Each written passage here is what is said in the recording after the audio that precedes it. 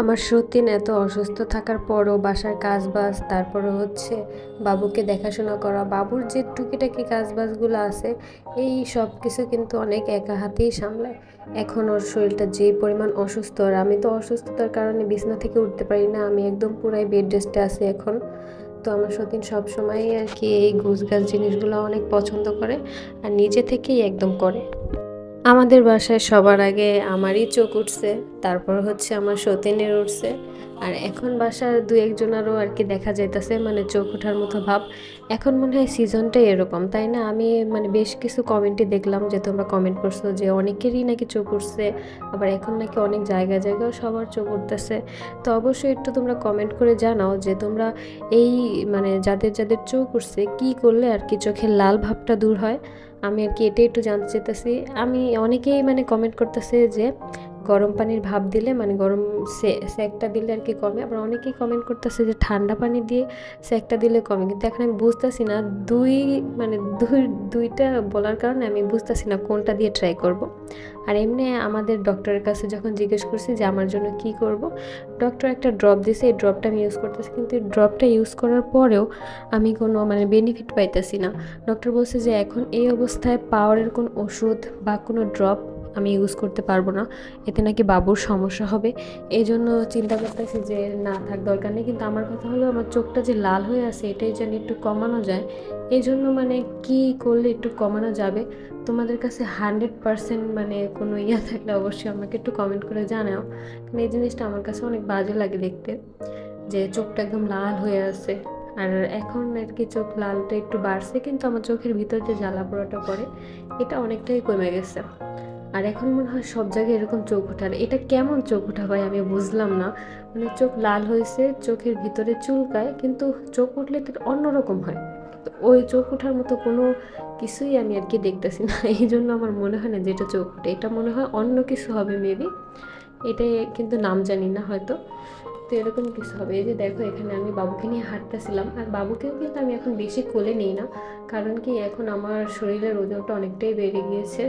আর্টিস আমাকে মানে সবসময় বলে যে হাঁটাহাঁটি মানে যতটা মানে করলে সুবিধা মানে ভালো ততটাই করা উচিত, বেশি হাঁটাহাঁটিও করতে দেয় না।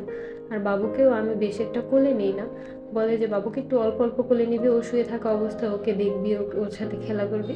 বাবুকে তো নেওয়া দরকার নেই, কারণ এখন যেহেতু আমার এই ওজনটা বাইরে গেছে, তো আমি এজন্য পুরোই একদম বেড রেস্ট। আমার এখন এমন হয় যে একটু পরপরই মাথা ঘোরায়, এইটা সেটা মানে বলে বোঝাতে পারবো না এখন যে কি পরিমাণ শরীর খারাপ লাগে। আসলে মনে হয় এই প্রেগনেন্সির লাস্টের 3 মাস অনেক কষ্ট। প্রথম 6 মাস তোমার মনেই হবে না যে তুমি প্রেগনেন্ট, কিন্তু অনেকের শরীরের কন্ডিশনের উপরে ডিপেন্ড করে অনেক কিছু। কিন্তু আমি এই 6 মাসে কোনো কষ্ট অনুভব করিনি, আমার মনে হয় না যে আমি প্রেগনেন্ট। কিন্তু এখন আমার মনে হইতেছে যে আমি আসলেই প্রেগনেন্ট, আমার ওই পরিমাণ কষ্ট হয়।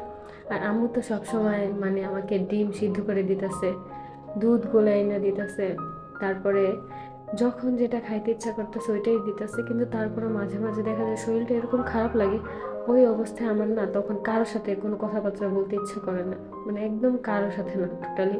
মানে এত পরিমাণ মানে মুড সুইং হয়।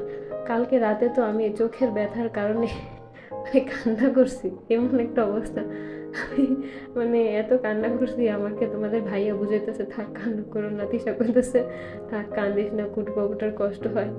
মানে এত কষ্ট লাগছে ভাই, মানে বলে বোঝাতে পারবো না কি পরিমাণ মানে কি এমন যে আমার দিনগুলো কাটতেছে। এই কয়টা দিন মানে এতদিন অনেক ভালো ছিলাম, কিন্তু এই যে চোখ ওঠার পর থেকে শরীরটা মানে আর মনে হয় না, মনে হয় সব একদম ছাইড়া ছুঁড়া দিয়া এমন কোনো জায়গায় যাইতে পারতাম, কিন্তু যাই কি হইব, রোগ তো আর ছাড়বো না, এটা তো লগেই থাকবো। আমার চোখ তো আমি কোথাও রেখা যেতে পারবো না। মাঝে মাঝে মনে হয় চোখ দুধটা উঠাইয়া কোনো জায়গায় রাখা দিতাম, তারপর শান্তি পেতাম কতক্ষণ। মানে এরকম এরকম মানে আজগুবি আজগুবি জিনিস মনে পড়ে। তো তোমরা আর কি কে কে বাসায় সুস্থ আছো, আর কে কে বাসায় অসুস্থ আছো, অবশ্যই একটু কমেন্ট করে জানাও। অসুস্থ থাকলে বোঝা যায় যে শরীরের মানে সুস্থতা আল্লাহ তাআলার কত বড় নিয়ামত। সুস্থ থাকলে মনে হয় আর কিচ্ছু লাগবে না, আর অসুস্থ থাকলে মনে হবে কি যে আমার শরীরটা খালি সুস্থ হোক, তাহলেই হবে, আমার আর কোনো কিছু লাগবে না, দুনিয়ার আর কোনো কিছু লাগবে না, আমার খাওয়ান লাগবে না, গোসল করলাম, যাই হোক। কিন্তু শরীরটা সুস্থ না থাকলে বোঝা যায় ভাই মানে কোনো কিছু ভাল লাগে না, কোনো কিছু খাইতে ইচ্ছা করে না, কোনো জায়গায় যাইতে ইচ্ছা করে না। তুমি শুইয়া শান্তি পাবা না, বইসা শান্তি পাবা না, কী যে একটা অবস্থা। আর তার মধ্যে হচ্ছে চোখে ঠিক মতো স্পষ্ট দেখি না।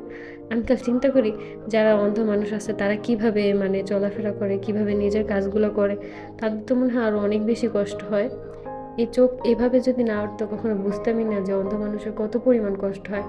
তারা কত কিছু দেখে না, না দেখে আস্তে আস্তে করে নিজের কাজগুলো, বা তাদের সাথে লোক প্রয়োজন হয়, তারা দুনিয়ার আলোটাও দেখতে পায় না, কোনো কিছুই দেখতে পায় না। তাদের যে কত কষ্ট হয় একমাত্র তারাই জানে। তো যাই হোক, এই যে দেখো, আমি কত কিছু বলতে বলতে আমার সতীনের কাজগুলো করাও শেষ।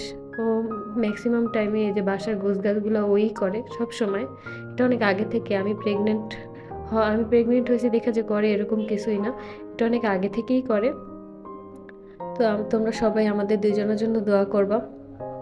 আজকের ভিডিওটা এই পর্যন্তই। সবাই সুস্থ থাকো, সুন্দর থাকো, ভালো থাকো।